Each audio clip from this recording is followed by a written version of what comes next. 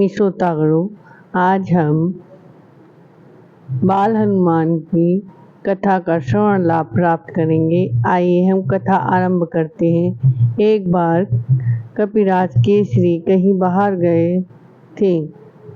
माता अंजना भी बालक को पालने में लिटाकर वन में भगवान की पूजा अर्चना के लिए फल फूल लेने चली गई। उसी बीच शिशु हनुमान को भूख लगी। जैसे कि बच्चों का स्वभाव होता है, वे भूख लगने पर सहन नहीं कर पाते।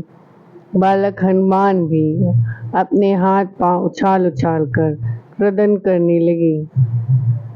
इस प्रयास में सहसा उनकी दृष्टि प्राची के क्षितिज पर गई, अर्थात आकाश पर चमकते सूर्यनारायण भगवान पर गई। सूर्योदय हो रहा था और सूर्य गाढ़े लाल रंग के फल के समान दिखलाई दे रहा था। हनुमान ने समझा यह लाल फल है और देखने में बड़ा स्वादिष्ट है। अपना तेज व पराक्रम सिद्ध करने के लिए उम्र बाधक नहीं होती, और यहाँ तो भगवान शिव ने स्वयं हनुमान के रूप में अवतार लिया था। पवन देवता से उड़ने की शक्ति उन्हें पहले ही प्राप्त हो चुकी थी। उन्हें अपनी क्षुधा शांत करनी थी और इस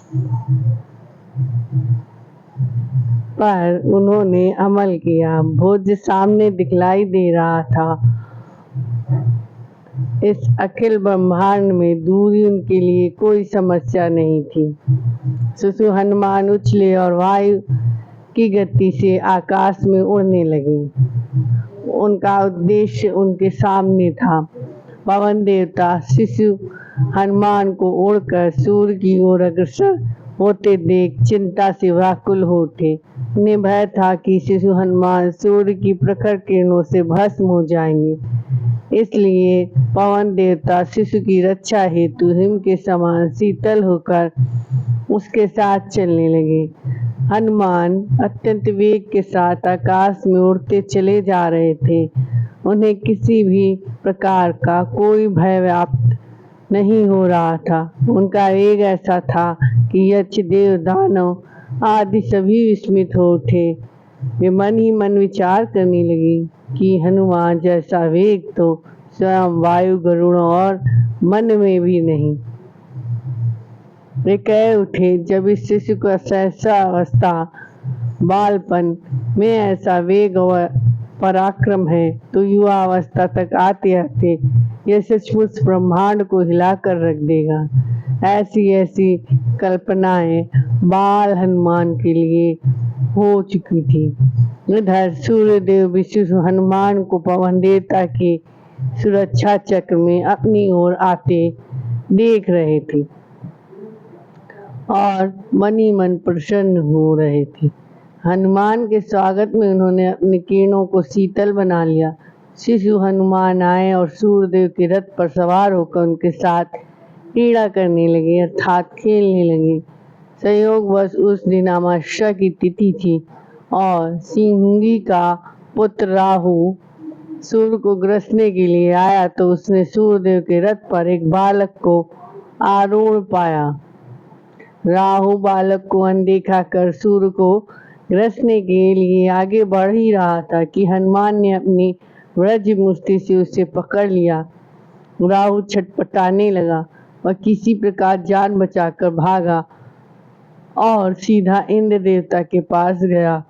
उसने इंद्र से क्रोध भरे स्वर में कहा, सुरेश्वर, क्षुधा निवारण हेतु आपने मुझे सूर्य एवं चंद्र को साधन के रूप में प्रदान किया था, पर अब मुझे ऐसा प्रतीत होता है कि आपने मेरा यह अधिकार किसी और दूसरे को दे दिया है। यह दूसरा कौन है और आप मेरे साथ ऐसा क्यों कर रहे हैं? संभवतः आपको ज्ञात नहीं, मैं अभी सूर्य देव के पास से ही होकर आ रहा हूँ कि वहाँ पहले से ही उपस्थित दूसरे राहु ने मुझे जकड़ लिया। यदि मैं किसी तरह अपनी जान बचाकर ना भागा होता तो मेरी मृत्यु आज निश्चित थी। राहु की बातें सुनकर इंद्र देवता चिंतित हो उठे। वे विचार मग्न हो गए। उन्होंने अपनी स्मृति पर बहुत बल दिया। बहुत सोचने विचारने के पश्चात भी उन्हें कुछ भी याद नहीं आ रहा था कि उन्होंने कभी किसी को इस प्रकार का अधिकार भी दे रखा हो। अंततः वह अपना सिंहासन छोड़कर उठ खड़े हुए और ऐरावत पर सवार होकर घटना स्थल की ओर रवाना हो गए। इस घटना का स्वयं जानने के लिए राहु आगे चल रहा था। वहां पहुंचकर और इंद्र के साथ होने के कारण राहु दुगने उत्साह में भरकर सूर्यदेव को ग्रास बनाने के लिए झपट पड़ा। पहले से उपस्थित शिशु हनुमान को एक बार पुनः अपनी भूख की याद हो आई और वे राहु को भक्ष्य समझकर एक बार फिर उस पर झपट पड़े। राहु की दुर्दशा हो गई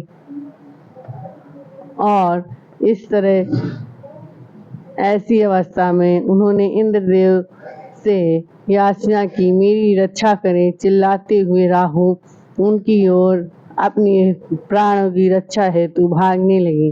राहु के प्राण किसी प्रकार बच सके, लेकिन शिशु हनुमान को तो भूख लगी हुई थी। उनके सामने जो भी दिखे वो उसे अपना भक्ष्य समझकर खा लेना चाहते थे। इसलिए ऐरावत को सामने देख उसे भक्ष्य समझकर हनुमान उस पर झपट पड़े। यह देखकर इंद्र भयभीत हो उठे। अपनी रक्षा के लिए उन्होंने शिशु हनुमान पर बिना कुछ सोचे समझे वज्र से प्रहार कर दिया। वज्र का आघात हनुमान की बाई हनु अर्थात ठुड्डी पर हुआ और उनकी हनु टूट गई। शिशु हनुमान अचेत होकर पर्वत शिखर पर गिर पड़े। वास्तव में यही घटना पवन पुत्र का नाम हनुमान पड़ने के कारण बनी। इंद्र ने कहा, मेरे वज्र के आघात से इस बालक की हनु टूट गई है, इसलिए इस बालक का नाम हनुमान होगा। पवन देवता अपने पुत्र की यह दशा देखकर अत्यंत क्रोधित हो उठे। उन्होंने वायु की गति रोक दी और अपने प्राण प्रिय संतान को लेकर एक गुफा में प्रविष्ट हो गए। वायु के रुक जाने से समस्त प्राणियों का श्वास संचार रुक गया। प्राणियों में प्राण धारण करने की क्षमता समाप्त हो चली। समस्त प्राणियों का जीवन संकट में पड़ गया। इंद्र देवता और दूसरे देवगण, गंधर्व, सुर, असुर, नाग आदि जीवन की रक्षा हेतु ब्रह्मा जी की शरण में गए। ब्रह्मा जी सबको साथ लेकर पर्वत की उस गुफा में आए जहाँ पवन देवता शिशु हनुमान को अंक में लेकर अश्रु बहा रहे थे। बालक की ऐसी स्थिति देखकर उनके हृदय में अपार दुख हो रहा था। अपने समस्त सृष्टिकर्ता ब्रह्मा जी को देखकर पवन देवता शिशु हनुमान को गोद में लिए हुए खड़े हो गए और फिर ब्रह्मा जी के चरणों में कातर भाव से गिर पड़े। ब्रह्मा जी स्नेहपूर्वक शिशु हनुमान के शरीर पर अपना हाथ फेरने लगे। हनुमान की मूर्छा दूर हो गई।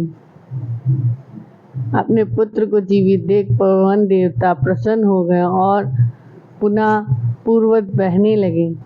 सभी प्राणियों का जीवन संकट से बाहर आ गया। ब्रह्मा जी भी संतुष्ट हो गए और वरदान देते हुए उन्होंने कहा, इस बालक पर ब्रह्म शाप का प्रभाव नहीं होगा और कोई भी अस्त्र या शस्त्र इसे हानि नहीं पहुंचा सकेगा। फिर ब्रह्मा जी ने उपस्थित सभी देवताओं से कहा, देवगण, यह साधारण बालक भविष्य में आप लोगों के समस्त प्रकार के कष्टों से उबारेगा।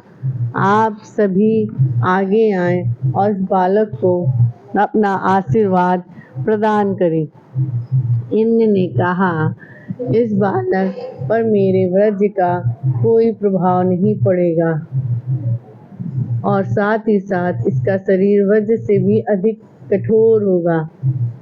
सभी देवता ने शिशु हनुमान को वर प्रदान किए जिससे वह हर तरह से सुरक्षित रहें और इसके पश्चात समस्त देवगण अपने अपने स्थान को प्रस्थित हुए। इस प्रकार हमने बाल हनुमान की बाल्यावस्था की कथा का श्रवण लाभ प्राप्त किया। अब हम बालक हनुमान की ऋषियों द्वारा शापित होने की कथा का श्रवण लाभ प्राप्त करेंगे। जय हनुमान।